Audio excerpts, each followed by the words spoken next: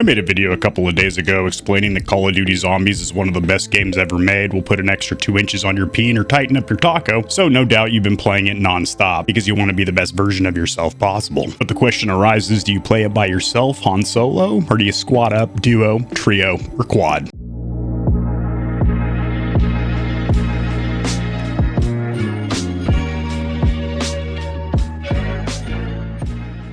Howdy, I'm AK-40 Kevin, aka the controller captain. This stinking ass room I'm sitting in is the gamer heaven. Well, playing solo has some niceties because you start with a self-revive, and since you can only craft 3, granted you can pick up additionals and stack them in the later rounds, but just bank on the fact that you're only going to have 3 quick revives, and you get to start with one as a solo. Not to mention, if the game crashes for any reason, you disconnect from the server, there's a surprise update and everyone gets kicked or something like that. It does make an emergency save file, a temporary save if you will, so you're not shit out of luck, your run isn't dead there. You can also save at the end of each round, which is incredibly beneficial if you're doing something like the Easter egg, where you're following along with a YouTube guide, you do a couple of steps, get confused or forget something, you can save and come back to it, as opposed to a duo or any kind of co-op. If there's a crash or you forget an Easter egg step, you've got to really roll with it on the fly. You're doing the shit live. But the whole flip token of having a self-revive is if you are playing with a partner, they can revive you and you can revive them, whether it's with gobble gums like the Phoenix Up, which lets you keep your perks, or it's sliding in there with PhD Flopper and clearing out a little safe zone with the Sally in 4th and then reviving your down ass. But if you are playing with people that either aren't good or maybe just some randoms that don't have any unit cohesion, maybe there's no comms, then you're really fucked because the additional players, there's going to be more ads, the zombies and the spiders, the vermin, and you're really going to be picking up the slack of their bottom crack because, well, they suck sack. Since there's additional players, the game's like, well, they'll be handling this quadrant, so it's spawning in more. And the biggest takeaway from this video, if I can give you one little piece of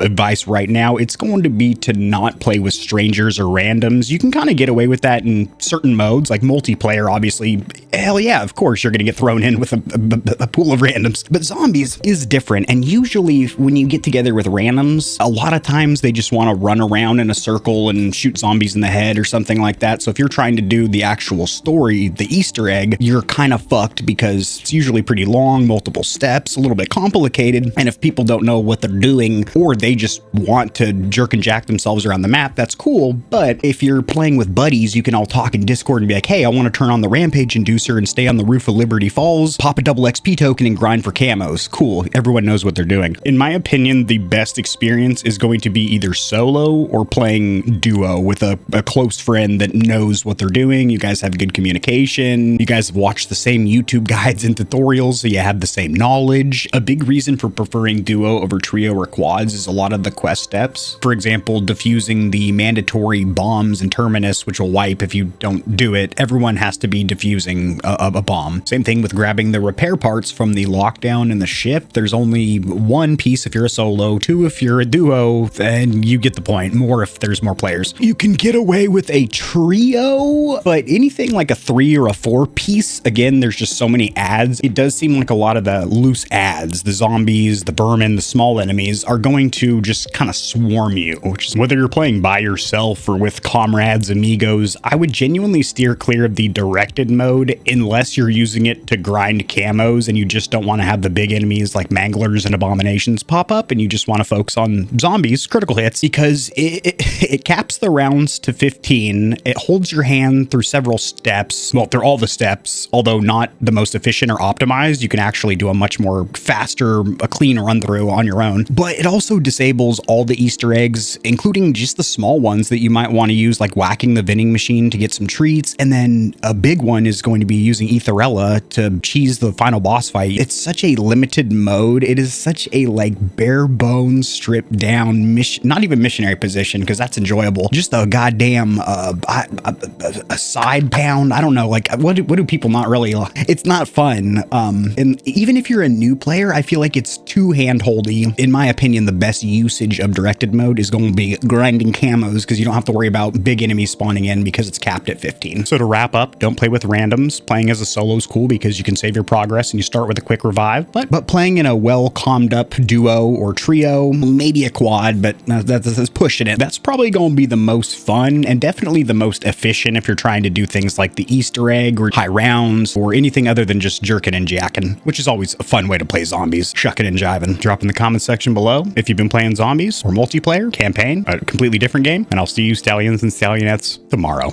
Peace. If you enjoyed the video, liking it helps it to get seen by more gamers, so this information will reach and assist them as well. Much like the back of the TV, I've got plugs for all of my socials down there in the description below. And your wallet will greatly thank you if you check the description because there are exclusive discounts on a ton of products, including controllers, KontrolFreeks, keyboards, mouse pads, clothes, and energy drinks. And keep in mind that you, the viewer, keep this channel running. The more Stallions and Stallionettes trotting around the stable, the better, so mollywop that subscribe button like it owes you money, and we'll have the same amount of fun tomorrow.